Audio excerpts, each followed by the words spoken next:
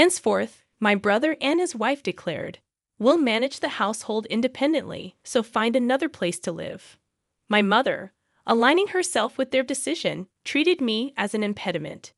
Do they comprehend who has been footing the bills for the house? I never anticipated such disrespect. In the recesses of my mind, I resolved to take certain actions. I go by the name Carrie, a 30-year-old woman. Currently, I reside in my parents' home after returning from college. Initially, I ventured into the corporate world to forge my path, but the challenges overwhelmed me, prompting my return home. While initially navigating unemployment, I explored work-from-home opportunities. Armed with a scientific background, I embarked on a freelance engineering career. Commencing with modest projects, the income was meager, yet the experience of working independently was profoundly meaningful. In stark contrast to conventional employment, I could generate ample income without excessive social interaction. As my confidence grew, so did my workload and earnings. Within a year, my income rivaled that of a regular corporate employee. However, the predicament lay in my parents' understanding, especially my mother's reluctance to embrace my work-from-home lifestyle. My father grasped my explanation, but my mother, rooted in traditional beliefs, harbored apprehensions about what she couldn't fathom. Despite my earnest attempts to elucidate, my mother persisted with questions like, "How long do you plan on staying home?" and insinuations about the legitimacy of my online work. Despite presenting evidence of client emails and salary statements, my mother remained unconvinced. She suspected it to be some shady business or involvement in a dubious religion, despite the consistent payments and the legitimacy of my job. Despite my detailed explanations, my mother remained steadfast in her skepticism. She continually expressed concerns about the possibility of relying on unemployment benefits, emphasizing their impermanence. Although I had contemplated living independently, my savings were not yet sufficient. Around that time, my father's health took a toll, with deteriorating legs and back, necessitating nursing care. Facing an early retirement and sudden income loss, my father assured me that his pension would suffice. However, acknowledging my mother's spending habits, I questioned his ability to manage. His face wore the fatigue of anxiety about the uncertain future.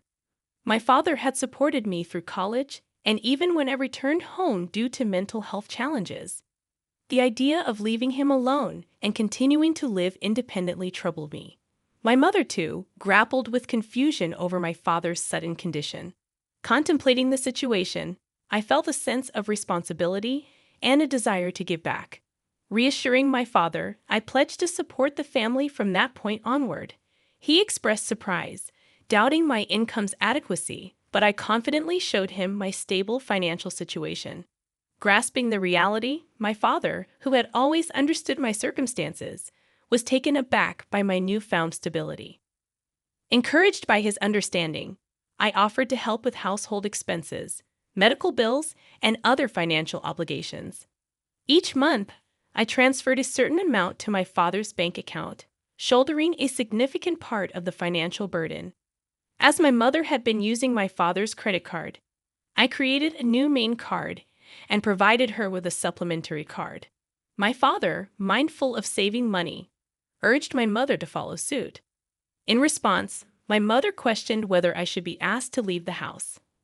I pointed out my financial contributions and emphasized that it would be more challenging without my support. Skeptical, my mother remained unconvinced and suspicious of my assistance. It took my father's persuasion to finally gain her agreement, allowing me to continue living with them. Continuing my work and household responsibilities, I found my mother increasingly taking my assistance for granted.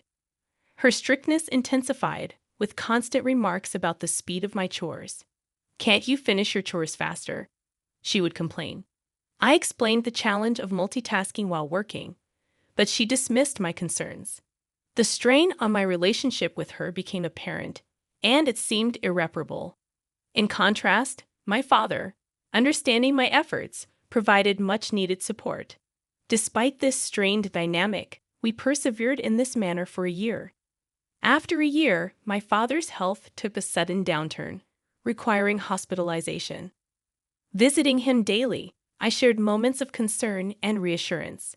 Aware of the strain on me, my father expressed gratitude, acknowledging the difficulties in my relationship with my mother. As my father grappled with health issues, the already strained relationship between my mother and me deteriorated further. Despite feeling suffocated at times, I remained committed to supporting my family. Recollections of my mother's past efforts, especially during my student days, kept me steadfast in this commitment. However, a significant shift occurred when my mother welcomed my brother Kevin and his wife Mary. Their unexpected arrival brought an abrupt change to my living situation. My brother explained their decision, stating they would be living in the house from now on to ease the burden on me. I was taken aback, and my mother seemed to avoid eye contact. While my brother and his wife claimed their intention was to support me, a hidden meaning lingered in their words. My mother, expressing gratitude, subtly hinted at my need to contribute more to the household.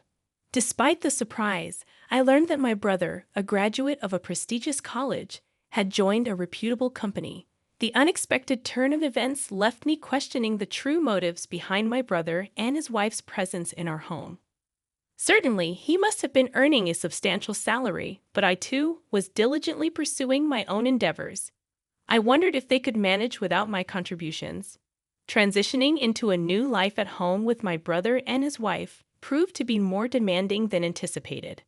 "Wake up, Perry, make breakfast," my brother's wife hollered, banging on my door. Fully awake and already engrossed in my work as a morning person, I explained that I was already up and working. Despite my work commitments, they insisted that I prepare breakfast. "Get on with it and get breakfast ready," she demanded. I reluctantly forced myself to assist, considering our family's usual morning freedom. Typically, we enjoyed meals at our own pace, especially when my mother and brother's wife were present.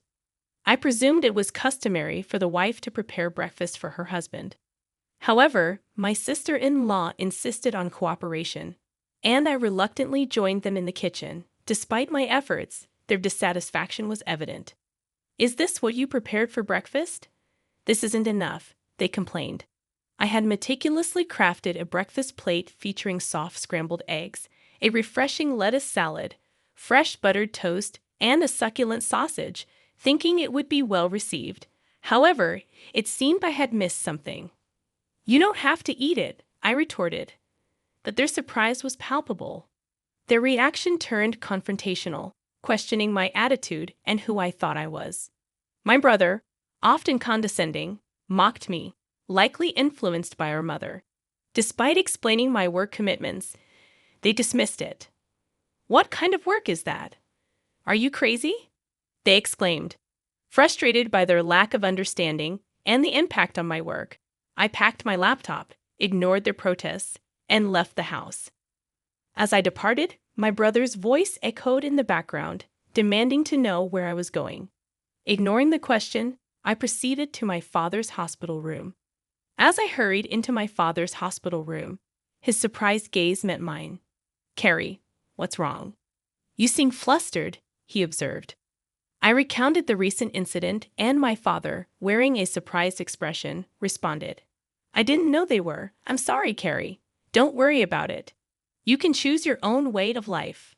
Feeling lost, I expressed concern that my mother might feel more comfortable if my brother Kevin were at home. However, my father reassured me, "You don't need to be in a place where you don't feel comfortable. All I want is for you to live happily. Live your life the way you want to live." Encouraged by my father's words, I decided to leave home. Upon returning that evening, I encountered a tense scene resembling a movie. The serious faces of my mother, brother, and sister-in-law greeted me.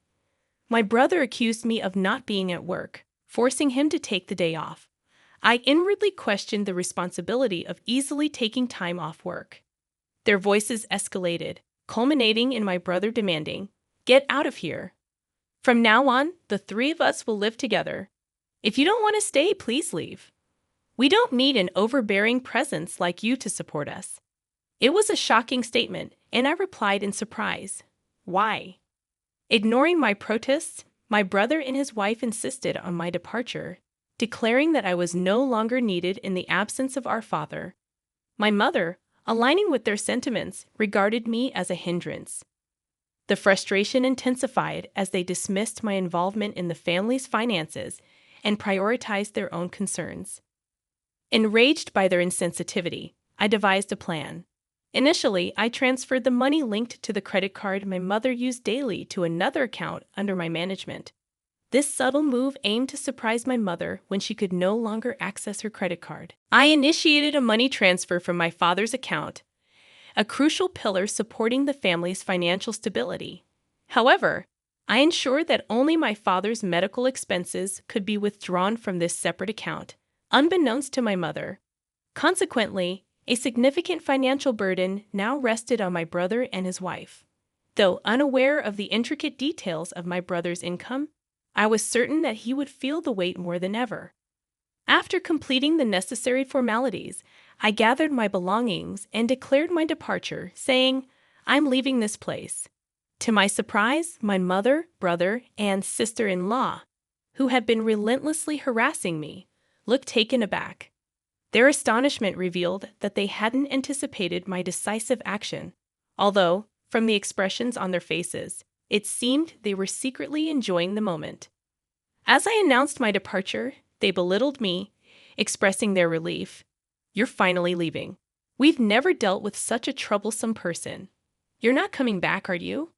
In response, I asserted, "Of course not. Don't contact me."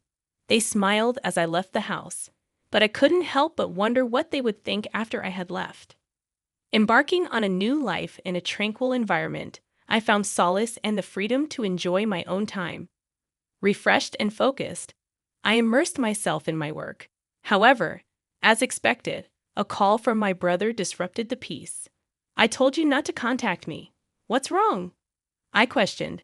His voice conveyed surprise and urgency as he inquired about my involvement in the family's financial transactions. Confirming my role, I reminded him that I had mentioned my work several times, but neither he nor our mother had believed me. Expressing confusion, he admitted, "Well, Mom said a lot of things, and I was a little confused." Acknowledging that it wasn't my fault, he revealed a financial predicament. With my absence, they struggled to manage expenses, and my mother's spending had exacerbated the situation. Though sympathetic, I asserted, "I was able to support you in many ways because I was at home. I'm not there anymore, so you have to handle it, Carrie." I found myself in an unexpected situation when my brother contacted me, urgently requesting assistance in transferring money to his bank account. Perplexed, I asked if he was joking, given that he worked for a sizable company. However, to my surprise, my brother confessed that he had been fired from his job due to a significant mistake.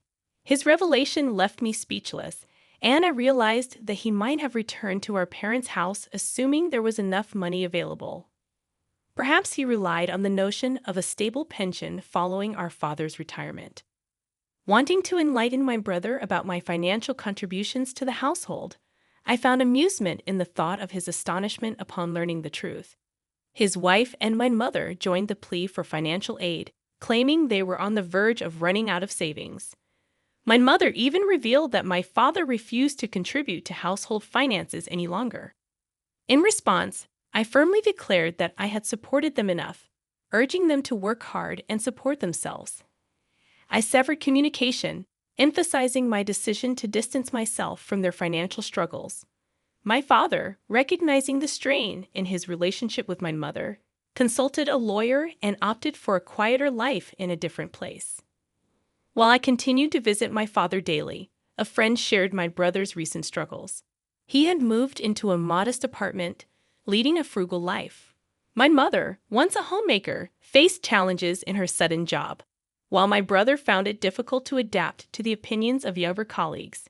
Despite his wife's efforts, she succumbed to the pressure and departed, leaving my brother and mother to navigate their challenges together. Concerns lingered for my mother, who maintained her habit of overspending, accumulating debts. However, I recognized my limitations in offering assistance. Focused on my own endeavors, I worked diligently in a comfortable living space, gradually accruing more resources. Contemplating new ventures, I aim to spend quality time with my cheerful father, appreciating every moment with him.